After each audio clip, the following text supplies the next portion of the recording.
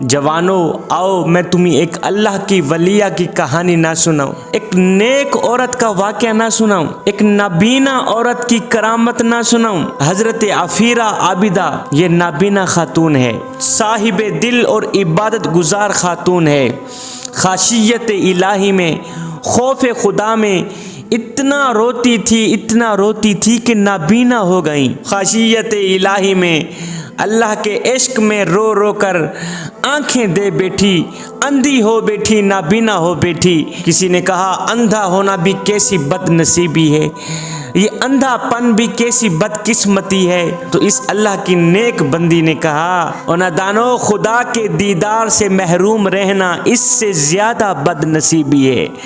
खुदा के दीदार से महरूम रहना और इस बदकिस्मती से ज़्यादा बदकिस्मती है।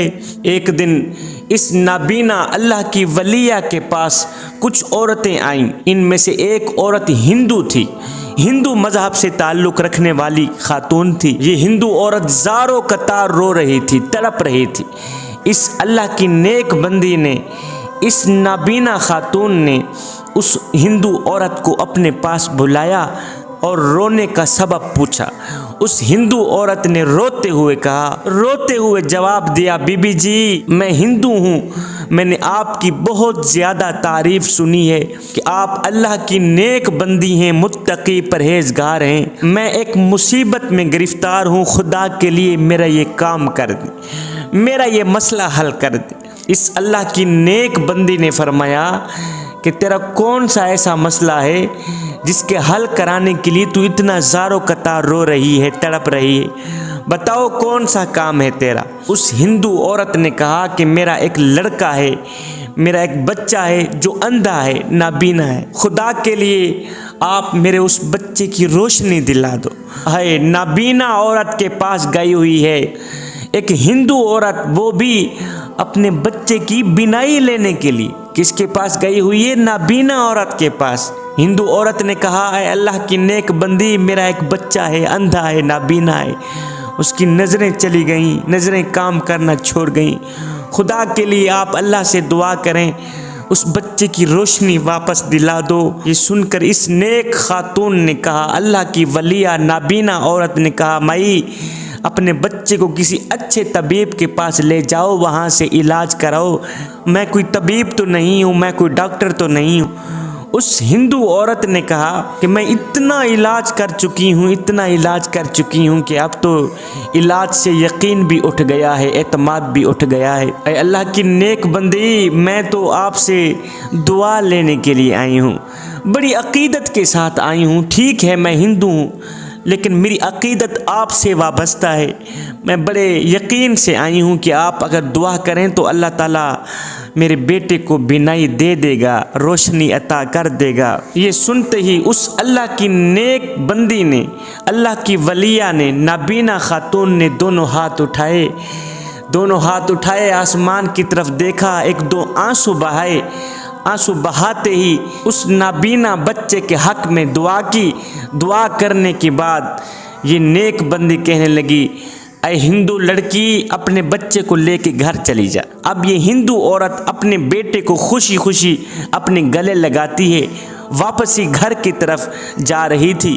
अब बच्चा भी माँ के साथ जा रहा था। एक जगह पे ठोकर लगी, बच्चा मुंह के बल गिरा, पेशानी जमीन पे जा लगी।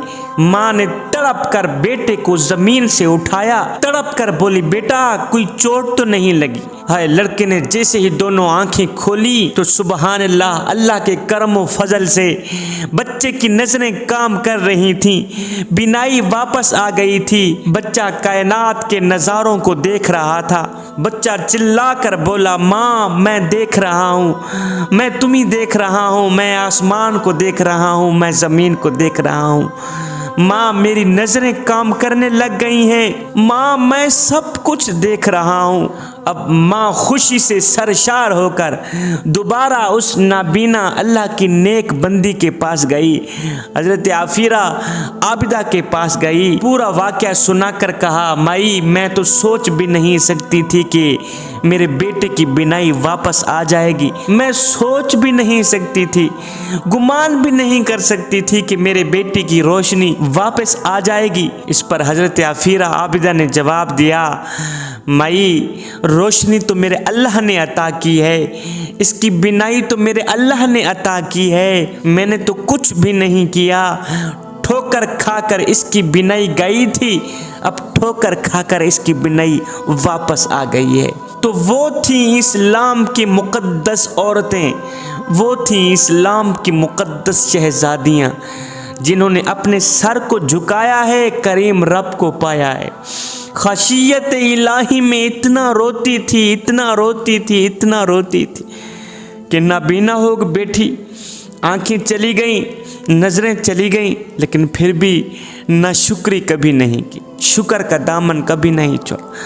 फिर मकाम तो देखे ना, अगर हिंदू दरवाजे पे आता है वो भी फैज़ लेके जाता है, अभी मुंह से दुआ निकलती नहीं है, कबूल पहले हो जाती है। तो मेरी माओ बहनों बेटियों, आ जाओ उस करीम रब की दहलीज पर जहाँ इज़्ज़त ही इज़्ज़त है, जहाँ मकाम ही मकाम है। घर में मुसल्ला बिछा लो ना, खुद को अल्लाह के सामने झुका लो ना। जब तुमने अपने तन को भी मालिक की ज़ात के आगे झुका दिया, जब तुमने अपने मन को भी करीम रब की ज़ात के आगे झुका दिया, फिर तुम भी एक ना एक दिन हज़रत आफीरा आबिदा जैसी बन जाओगी।